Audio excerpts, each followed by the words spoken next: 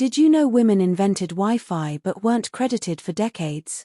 Female scientists are closing massive gaps in STEM research right now.